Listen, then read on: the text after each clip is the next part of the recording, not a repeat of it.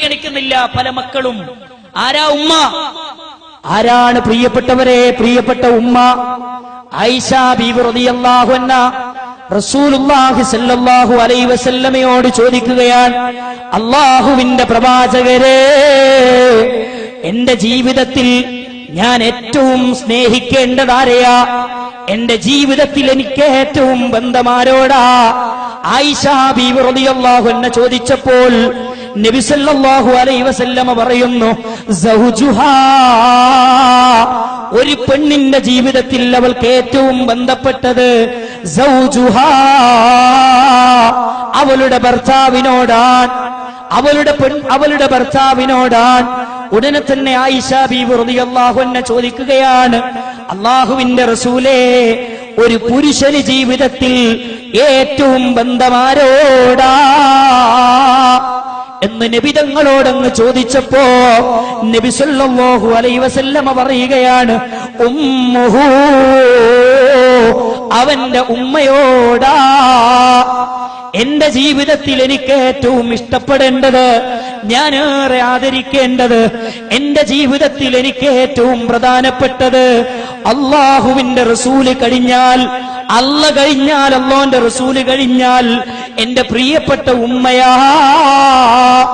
എന്റെ ഭാര്യയല്ല, എന്റെ മക്കളല്ല, എന്റെ ജീവിതത്തിൽ ഏറ്റവും പ്രിയപ്പെട്ടത് എന്നെ നൊന്തു പ്രസവിച്ച് അമ്മിഞ്ഞ പാല് നൽകിയ, എന്നെ താരാട്ടുപാട്ടി ഉറക്കിയ ഉമ്മയില്ലേ, എന്റെ മൂത്രവും കാഷ്ടവും വൃത്തിയാക്കിയ പൊന്നുമ്മയില്ലേ, ആ ഉമ്മയാണ് എനിക്ക് ഏറ്റവും പ്രിയപ്പെട്ടത്.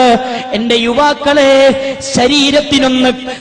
ശരീരത്തിന് ആരോഗ്യം വരുമ്പോഴേക്ക്, കാലിന് ആരോഗ്യം വരുമ്പോഴേക്ക്, ഊർജ്ജസ്വലനാണെന്ന് തോന്നിപ്പോകുമ്പോഴേക്ക് നിന്നെ വളർത്തി വലുതാക്കിയ ഉമ്മയെ നീ മറന്നു പോകല്ല.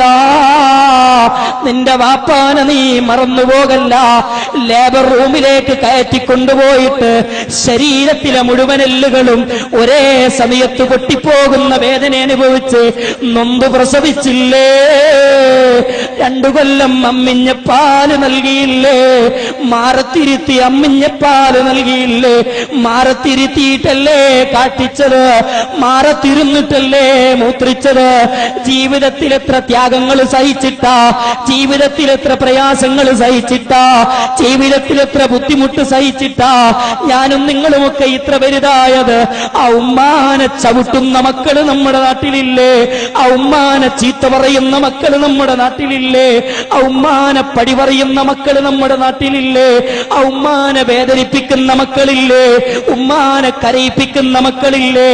ഇല്ല പ്രിയപ്പെട്ടവരെ, ഉമ്മയില്ലാതെ ഒരു സ്വർഗമില്ല, ഉമ്മയില്ലാതെ റബ്ബിന്റെ തൃപ്തിയില്ല. നൊന്ത് പ്രസവിച്ച അമ്മിഞ്ഞ പാല് നൽകിയ പൊന്നുമ്മയില്ലേ? ആ ഉമ്മാന്റെ തൃപ്തിയില്ലാതെ അല്ലാഹുവിന്റെ തൃപ്തിയില്ല.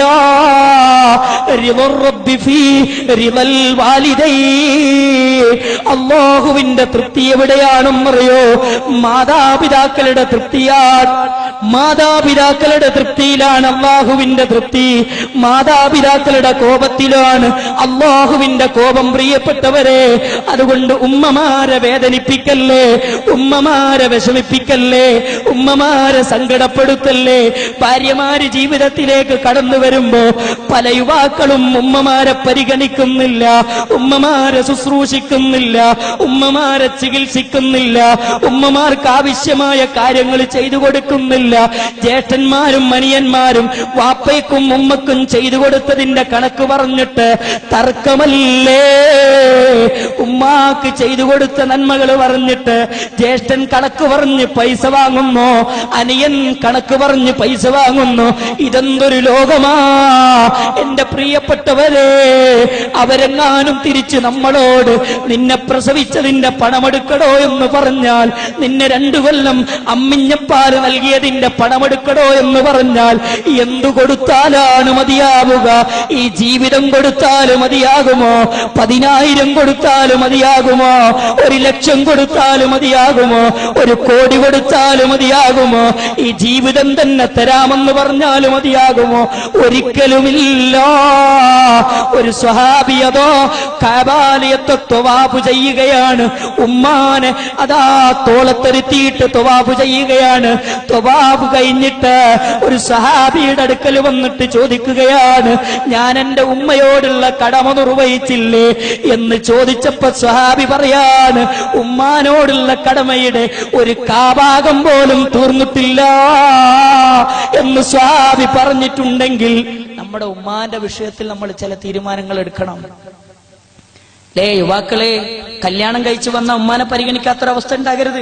അങ്ങനെയുണ്ട് ചില ആൾക്കാർ. കല്യാണം കഴിച്ചു വന്നാൽ അങ്ങനെ ചില ഉമ്മമാരുണ്ട്, ചില ഭാര്യമാരുണ്ട്. ഭാര്യമാരെ ഒരിക്കലും നിങ്ങളെ ഭർത്താവിന്റെ മുന്നിൽ, ഒരിക്കലും ഭർത്താവിന്റെ സ്വർഗത്തിന്റെ മുമ്പിൽ നിങ്ങൾ തടസ്സാകരുത്. ഭർത്താവിന്റെ സ്വർഗത്തിന് ഒരിക്കലും നിങ്ങൾ തടസ്സാകരുത്. പല പെണ്ണുങ്ങളും അങ്ങനെയാ. ഉമ്മയായിട്ടൊന്ന് അടുക്കുന്ന കണ്ടാൽ ഭാര്യമാരെന്ത് ചെയ്യുമെന്നറിയോ, അതൊക്കെ അങ്ങ് തടസ്സം നിൽക്കും. എന്നിട്ട് പറയും, നിങ്ങൾക്ക് ഉമ്മാനോടെ ഇഷ്ടമുള്ളൂ, ഉമ്മാനോട് തന്നെ ഇഷ്ടം വേണ്ടത്, അത് കഴിഞ്ഞിട്ടേ ഭാര്യയുള്ളൂ. നിങ്ങൾ ചോദിച്ചു, ഇസ്ലാമിന്റെ ചരിത്രം അതാണ്. ഇസ്ലാം അതാണ് പഠിപ്പിക്കുന്നത്. ഇതല്ലാതാകുമ്പോഴാ ജീവിതത്തിൽ പ്രശ്നങ്ങൾ വരിക. ഒരൊറ്റ സംഭവം ഞാൻ